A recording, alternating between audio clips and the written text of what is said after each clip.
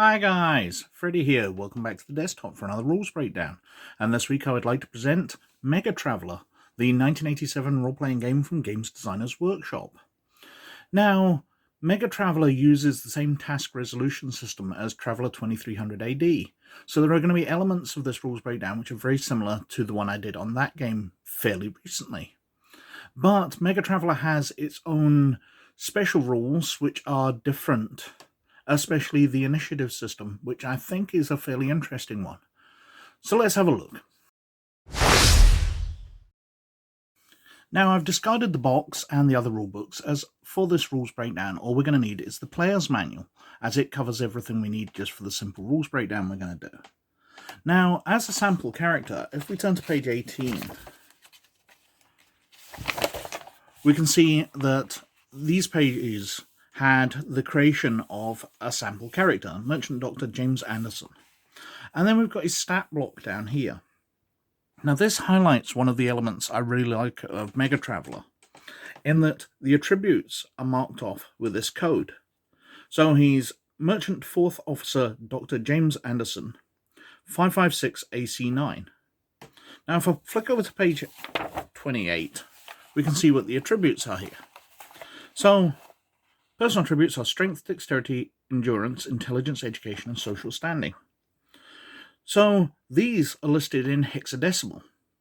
So 0 to 9, 10 being A, 11 being B, C, D, E, F, F being 15. So he has a strength of 5, a dexterity of 5, an endurance of 6, an intelligence of 10, an education of 12, and a social standing of 9. So that's how you work these things out. Now, skills themselves are dealt with earlier in the rulebook, if we flip back to page 9, and they use the universal task profile system, where difficulty is decided by rolling 2 dice against a target difficulty. So how hard is the task? Simple, routine, difficult, or formidable? Simple tasks are rolling 3+ on 2d6. Routine is rolling 7+ on 2d6. Difficult is 11+ on 2d6. Or formidable is rolling 15 on 2d6. Well, obviously, you can only roll a maximum of 12 on 2d6. But you get modifiers. And tasks will have set skills and attributes. So going back to the doctor here, he has a medical skill of 3, which will be intelligence-based, and he had intelligence of 10. But that's not meaning that he adds 10 and 3 together. From his attribute, he only gets that divided by 5. So 10 becomes 2, and his medical of 3. So he's getting +5. So he's attempting a medical roll against a difficult target of 11. He's getting +5. We roll 2d6. We get 7 + 5, 12. He has succeeded. Now, as well as applying bonuses from skills and attributes, the Games Master can apply positive and negative modifiers to the dice roll based on circumstances. So if you're attempting a skill in the lashing rain, or in the middle of a hurricane, or you're hanging off the side of an aircraft, or whatever, he can apply negative modifiers. Whereas if you're in a fully equipped laboratory and you're trying something, then he can apply positive modifiers, as well as obviously making the difficulty higher or lower. It's also worth noting that tasks have times, and these are decided by rolling 3d6. So we roll 3d6, and we get 4.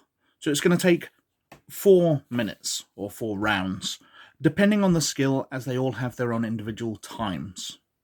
But generally you're rolling 3d to decide how long a task takes to complete. Obviously ones in combat have different rules, as they happen instantly. Also, there are hasty or cautious tasks, which modify the roll, but they're further into the system than I want to go into detail of. If you roll 1s when you're attempting the success, then it's an auto failure, a critical fumble. Now, initiative in MegaTraveller is handled through the tactics skill. If we go to page 66, we can see the effects of the tactics skill here. Before a combat session begins, total the tactics skill levels from amongst the participants on each side. This total is the tactical points pool. You see, whichever side has the highest tactical points pool goes first in combat. But this pool also can be added to any dice roll that the characters on that side make. So having high tactical skills not only let you go first in combat, but they give you a bonus pool of points so you can hit more often in combat. Now, obviously, this is limited because no dice roll can be modified by plus or minus 8 or more than 8. So to summarize initiative, you're just totaling up the tactic skills of each side. Whichever side has the higher gets to choose which side goes first, and then the players or characters within that group go turnabout until everybody's acted. Also within initiative, there are interrupts. Basically, one character on each side during each combat round can interrupt. So if a character is running out of range, then before they get to act, the other side can decide to interrupt, and one of their characters can shoot him before he moves out of range, for example. But only one character on each side can interrupt per round. Now, to hit in combat, it's based on the same task resolution system as the rest of the game. So you're taking your weapon skill, and for fire combat, so range combat, you're adding your dexterity, or 1/5 of your dexterity. And the target number is dependent on the weapon. So if we flick over to the fire difficulty profiles, we can see there's various ranges and the various difficulties. So handguns obviously have lower difficulties for close range, but cannot fire at extreme ranges. Thrown weapons obviously have shorter ranges yet, whereas rifles have longer ranged, and there's various enhancements and tech levels which allow weapons to fire further and further. And for hand-to-hand combat, it's a simple task resolution roll using your weapon skill and 1/5 of your strength. However, this may be modified if your characters or your target is carrying a hand-to-hand weapon. So if we flick over to combat charts here, we can see each of the hand-to-hand weapons has a block, and that applies as a negative modifier to the opponent's skill roll. So if you're carrying a foil, you get a block of 2. So anybody attempting to attack you gets a penalty of 2 to their skill roll to hit. So damage is heavily based on 3 things: the penetration of your weapon, the damage of your weapon, and the armor that the target is wearing. So if we look here, we can see armor tables. And we can see that mesh armor gives you an armor rating of 2. Vac suits give you an armor of 5. Battle dress 14, the most advanced, gives you an armor rating of 18. Flicking over the page to weapons, we can see various weapons here. So we have an auto rifle, which does damage of 3, but has a penetration attenuation of 3/2. That means it has a penetration of 3, but for every 2 range categories, that gets halved. So, how does the penetration work? If we flick back to page 70, so if to determine the actual damage suffered by a target, compare the weapon's penetration at that range to the target's armor. If the weapon's penetration is at least twice the armor value, the weapon inflicts its full damage point value. This is known as high penetration result. If the weapon's penetration is at least equal to the armor value, the weapon inflicts 50% of its armor point damage point value. This condition is referred to as low penetration. If the penetration is less than the armor value, the weapon inflicts 10% of its damage point value if the target is a character with exposed areas of less than the full armor value. If the task roll is equal to the roll that is needed for success, marginal success has occurred. Apply 50% of the normal damage. So if you're aiming towards a target and you just hit them, but no more, then you're only going to get 50% damage, and then penetration effects on top of that. So if you've just hit them and your weapon doesn't do double the damage of their armor, or double penetration of the armor, then you're going to be getting 1/4, 50% to 50% of your damage. If you get an exceptional result, task roll exceeds the roll needed for success by 2, you apply damage points times 2, 4, damage points times 4, or 8, apply damage points times 8. So getting a really good hit on your combat roll allows you to do extra damage. So just to summarize, when you're rolling to hit, if you hit exactly, then you do 50% damage. If you get 2 higher than what you needed to hit, you do double damage. If you get 4 points higher, then you do 4 damage. And if you get 8 points higher, then you do 8 times damage. Then penetration. So if the penetration of your weapon is double the armor value of the target, then you do normal damage.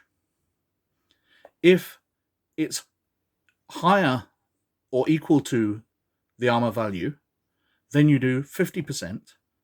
And if it's less than, you only do 10%. So you can get an exceptional hit doing 8 times damage, but then your weapon just isn't up to the penetration, so you get 50% of that, so you only end up doing 4 times damage. So damage. Now we saw the assault rifle type weapon did 3 dice damage.